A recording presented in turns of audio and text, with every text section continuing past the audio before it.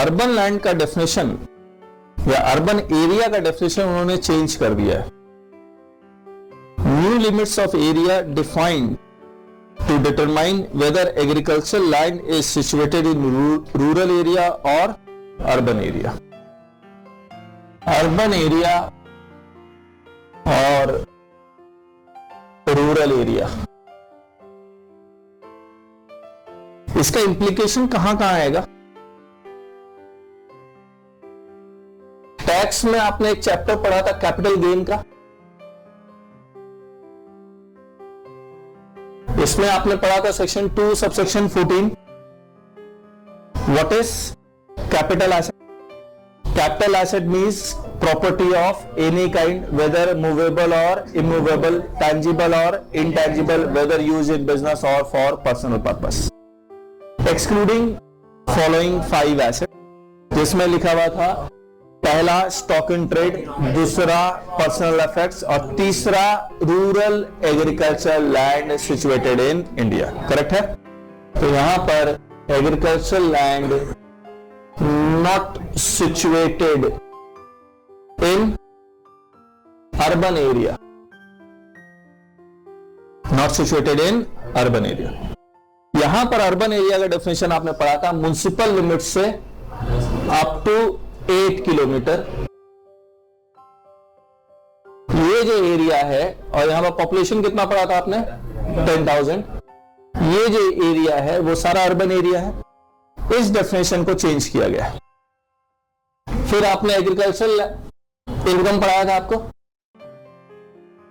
वहां पर इसके agriculture income section 2 subsection 1A में डिफाइंड है, जिसके 3 पार्ट थे, A, B एंड C।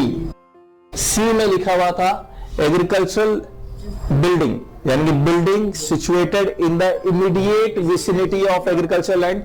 अगर उसको किराए पे दोगे, उस बिल्डिंग को किराए पे दोगे तो एग्रीकल्चर इनकम माना जाएगा। अगर ये बिल्डिंग रेजिडेंशियल पर्पस के लिए किराए पे दिया जा रहा है, मैरिज पर्पस के लिए किराए पे दिया जा रहा है, तो नॉन एग्रीकल्चर इनकम है। इसके डेफिनेशन को भी चेंज कर दिया गया। तो 2 जगह इफेक्ट आ रहा है, एक कैपिटल एसेट में और दूसरा एग्रीकल्चर इनकम का डिफरेंस। तो मैं सबसे पहले आपको क्या समझा रहा हूं, मीनिंग ऑफ अर्बन एरिया। उन्होंने क्या किया, मैंने कहा था आपको जैसे जैसे शहर में पॉपुलेशन बढ़ेगा वैसे वैसे शहर फैलेगा, बाहर की तरफ भागेगा। तो उन्होंने पॉपुलेशन के बेसिस पे किलोमीटर डिफाइन कर दिया। पॉपुलेशन कम होगा तो किलोमीटर कम होगा, पॉपुलेशन बढ़ेगा तो किलोमीटर भी बढ़ेगा। ठीक है? अब देखिए इसमें क्या लिखा हुआ है। पहले म्युनिसिपल लिमिट, ये तो अर्बन एरिया है ही, जो म्युनिसिपल लिमिट है ये अर्बन एरिया है ही, इसमें कोई डाउट ही नहीं है। अब इस म्युनिसिपल लिमिट की पॉपुलेशन कितनी लिखी हुई है, देख के बताइए। Exceeds 10,000 and up to 1 lakh, urban area हो गया। यहां से अप टू 2 किलोमीटर ये अर्बन एरिया। अभी 2 किलोमीटर काउंट कैसे करोगे? 2 किलोमीटर काउंट कैसे करोगे? जो रोड बना हुआ है उससे काउंट करोगे, या जैसे कौवा फ्लाई करता है वैसे काउंट करोगे? जैसे कौवा फ्लाई करता है वैसे काउंट करना, एज द क्रो फ्लाई। ठीक है? एरियल डिस्टेंस काउंट करना है। लेकिन अगर पॉपुलेशन बढ़ता है, exceeds 1 lakh and up to 10 lakh, ये म्युनिसिपल लिमिट यहां से कितना किलोमीटर? 6 किलोमीटर। कौन सा डिस्टेंस? कौवा वाला। तो ये एरिया भी क्या हो जाएगा? म्युनिसिपल लिमिट हो जाएगा। उसके बाद exceeds 10 lakh up to 8 kilometre, ये भी क्या हो जाएगा? Aerial distance. ये भी क्या हो जाएगा? अर्बन एरिया हो जाएगा। इसके बाहर है तो रूरल। तो agriculture land situated in rural area is not a capital asset. लेकिन agriculture land situated in this area और this area, it is a capital asset, इसको बेचने से कैपिटल गेन अराइज होगा। आया। दिल्ली में कौन सा किलोमीटर एप्लीकेबल होगा? 2, 6 या 8 किलोमीटर। तो दिल्ली का जो म्युनिसिपल लिमिट है वहां से 8 किलोमीटर का रेडियस बना लो। उस एरिया में जो जितने भी एग्रीकल्चर लैंड आएंगे वो सारे के सारे कैपिटल एसेट है। यमुना नदी के अगल बगल जितने भी लैंड है जहां पर एग्रीकल्चर खेती हो रही है वो भी एग्रीकल्चर लैंड। अच्छा, ये अमेंडमेंट किसके लिए है? कैपिटल एसेट में। अब एग्रीकल्चर इनकम में देखिए क्या अमेंडमेंट लिखा उन्होंने, लिखिए, मैं आपको कुछ लिखवा रहा हूं। तो ये following condition should be satisfied. Number 1, the building is on और in the immediate vicinity of agriculture land, यानी कि खेत के ऊपर ही है। Number 2, it is occupied by cultivator or receiver of rent or revenue. Third, it is used as dwelling house or as a store house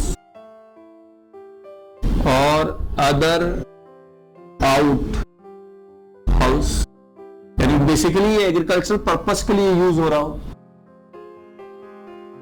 चौथा, the land is assess to land revenue और it is not situated in urban area, ये urban area में ना हो। कहां हो? Rural area में।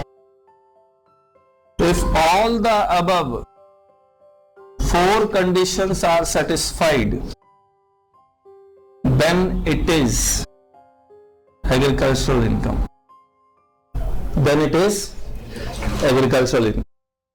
बताइए, क्या चारों कंडीशन सेटिस्फाई होना चाहिए? इसका मतलब यह हुआ कि आपका लैंड कहां सिचुएटेड होना चाहिए? अर्बन एरिया में या रूरल एरिया में? रूरल एरिया में। मान लीजिए आपका खेत है, ये खेत कहां है?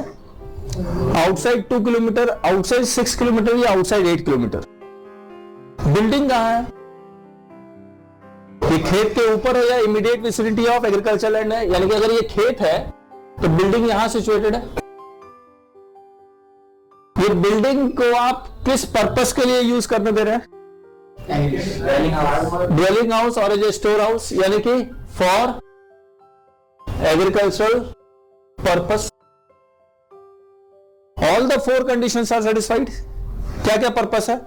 The building is on the immediate vicinity of agriculture land, it is situated in rural area, it is situated in rural area और it is used as dwelling house. अगर ये चारों कंडीशन सेटिस्फाई करेगा तो इस बिल्डिंग से जो income आएगी वो कौन सी इनकम कहलाएगी? Agricultural income.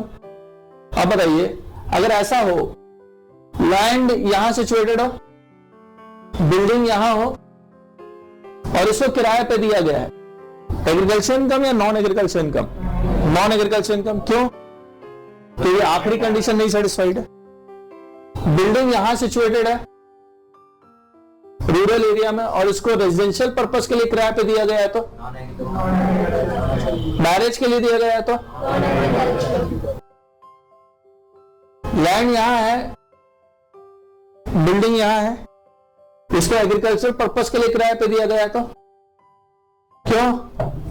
पहला condition, it is not in the immediate vicinity of agriculture land. आया। तो कब एग्रीकल्चर इनकम माना जाएगा? जब ये लैंड कहां सिचुएटेड हो? रूरल एरिया में, यानी कि outside 2 kilometre, outside 6 kilometre, outside 8 kilometre, and the building is situated on और in the immediate vicinity of agriculture land and it is given for agriculture purpose, तभी एग्रीकल्चर इनकम माना जाएगा। लेकिन अगर कोई भी कंडीशन नहीं सेटिस्फाई करता है, कोई भी एक कंडीशन नहीं सेटिस्फाई करता है, तो नॉन एग्रीकल्चर इनकम। जैसे अगर बिल्डिंग लैंड अर्बन एरिया में है तो नॉन एग्रीकल्चर इनकम, बाकी कुछ देखने की जरूरत ही नहीं है। अगर रूरल एरिया में है और रेजिडेंशियल पर्पस के लिए किराए पे दिया है तो non agriculture income. Immediate vicinity नहीं है, अलग अलग है तो भी नॉन एग्रीकल्चर आया।